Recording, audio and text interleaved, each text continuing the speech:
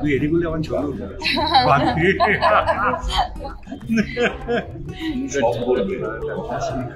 না না খারাপ বললে লোকে যাই বলুন ভাই ভিড় করছে না, ওর বয়সে সবাই মনে হচ্ছে একবার পুরোটাকে ছুঁয়ে আসি। অনেক প্রশ্ন মনে না, আমাদেরও মনে অনেক প্রশ্ন।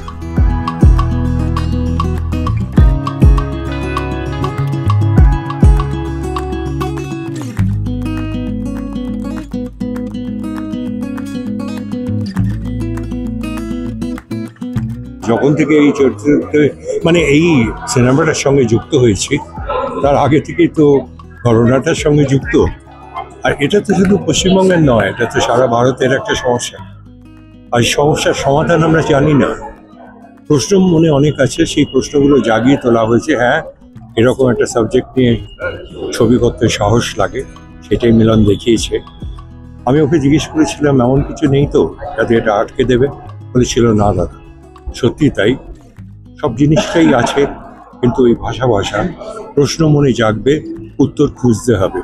আপনারা সবাই আসুন, হলে বসে দেখুন, দেখবেন প্রশ্ন কত।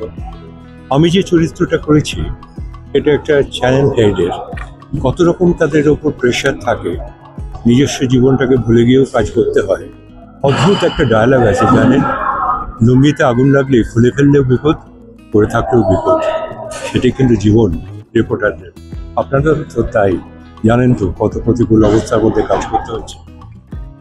প্রশ্ন অনেক, দেখি আমরা সবাই মিলে উত্তর খুঁজি। ক্রাইম এগেনস্ট উইমেন বিভিন্নভাবে আমরা দেখেছি। এটা কিন্তু কোনো বিক্ষিপ্ত ঘটনা নিয়ে একটাই ঘটনা ঘটেছে এবং সেটা নিয়ে আমরা ছবি করছি সেটা নয়, কিন্তু এই বারবারই মহিলাদের উপরে ঘটে যাওয়া বিভিন্ন ধরনের ক্রাইম আমরা দেখেছি। এবং আজকের দিনে দাঁড়িয়ে সমাজে এখনো পর্যন্ত, আজকে এত বছর আমরা এত কিছুতে এত technologically advanced, we are this we are that, কোথাও একটা এখনো অবধি মানে সমাজে নারীদের জায়গাটা না একটা ভীষণ অবজেক্টিফাইড হয়ে আছে, একটা ভীষণ প্রিমিটিভ একটা থট এখনো অবধি এত ইনহেরেন্ট রয়েছে মানুষের মধ্যে। সেইটারই কিন্তু একটা রিফ্লেকশন আমরা বারবার দেখতে পাই when there is a crime against a woman, এবং সেটার কথাই বলা হয়েছে।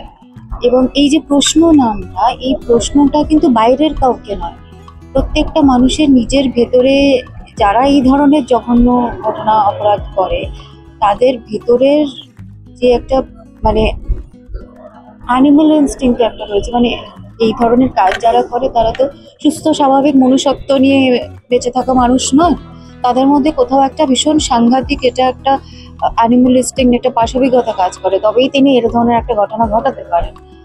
তো এটা তো প্রত্যেকটা মানুষের নিজের কাছে নিজের প্রশ্ন যে আজকে আমাদের সবার মধ্যে থেকে মনুষ্যত্বটা তাহলে কোথায় চলে যাচ্ছে।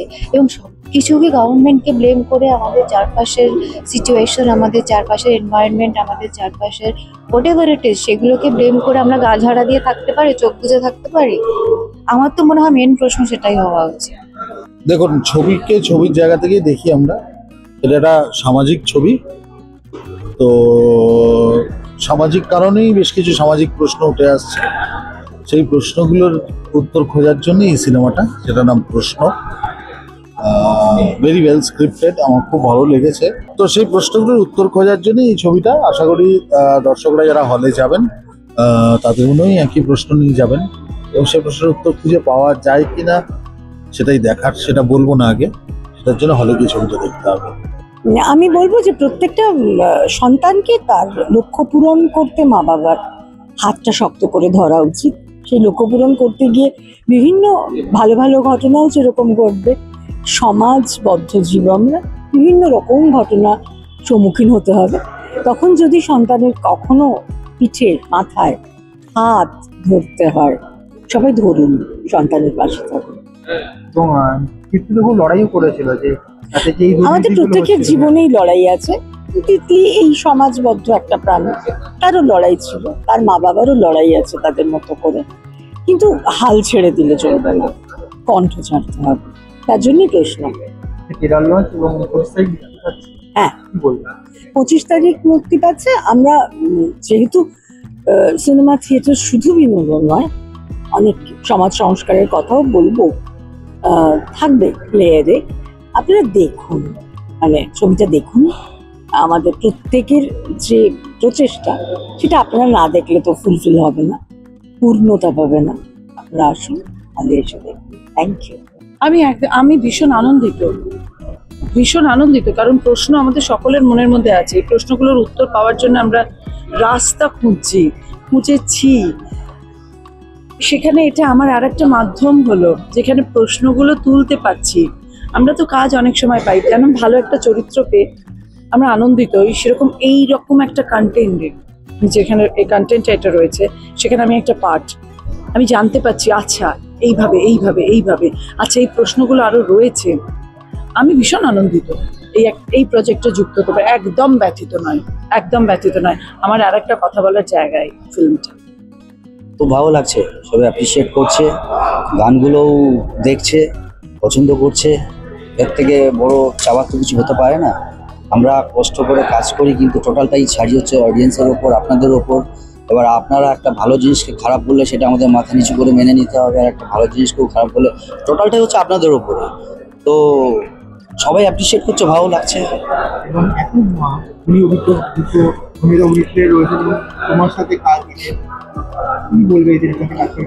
সবাই সাথে মানুষের শেখা কোনোদিন, মানে কেউ যদি বলে আমি সব শিখে গেছি, তাহলে আমার মনে হয় সে সব থেকে বড় মিথ্যাবাদী। মানুষ মরতে যাওয়ার আগে পর্যন্ত শেখে। তো আমিও শিখছি, সবার সাথে কাজ করছি, আমিও শিখছি, আর আগামী দিনও যা করবো শিখতেই থাকবো। তো যতটুকু শিখেছি ততটুকুর মধ্যে দিয়ে চেষ্টা করেছি যে ক্যারেক্টার আমি করেছি ফুটিয়ে তোলা। এই এক কথাই আবার বলবো, আপনাদের উপরে সব কিছু। তোমার মধ্যে প্রশ্ন থাকবে? প্রশ্ন অনেক আছে, মানে আমাকে অনেকে প্রশ্ন করছে, আমি শুধু একটাই বলছি যে হয়তো কিছুটা অ্যান্সার ট্রেলার দেখার পর তোমরা পেয়ে গেছো, আমি মুখেও বলবো না, তবে অনেক প্রশ্ন অনেক উত্তর আছে ছবির মধ্যে। তো এটাই বলবো, ছবিটা দেখো, উত্তর ওর মধ্যেই পেয়ে যাবে। তিতলির গল্প এটা, মানে ডাক্তার হওয়ার স্বপ্ন, সেটাকে ঘিরে, এবং ট্রেলার মুক্তি পাচ্ছে, কি বলবেন? খুবই আজকে ভালো লাগছে যে আজকে আমাদের দীর্ঘদিনের যে প্রচেষ্টা ছিল আমাদের, একটি সত্য ঘটনা অবলম্বনে কিছু কাল্পনিক ঘটনা ধরে, এবং বিগত আমাদের স্বাধীনতার পর থেকে যে সমস্ত ঘটনাগুলো ঘটে গেছে তাকে একটা নিয়ে আমরা একটা ছবি তৈরি করতে পেরেছি, এবং সেটা আজকে মুক্তির পথিকা। আগামী 25শে এপ্রিল ছবিটা মুক্তি পাচ্ছে, এবং আজকে তার ট্রেলার লঞ্চ হচ্ছে, এবং পোস্টার লঞ্চ তো আগে হয়ে গেছিল। ভালো লাগছে সকলকে নিয়ে। এই ছবিটা কিন্তু পুরো শুটিং সবকিছু we did it with a very heavy heart.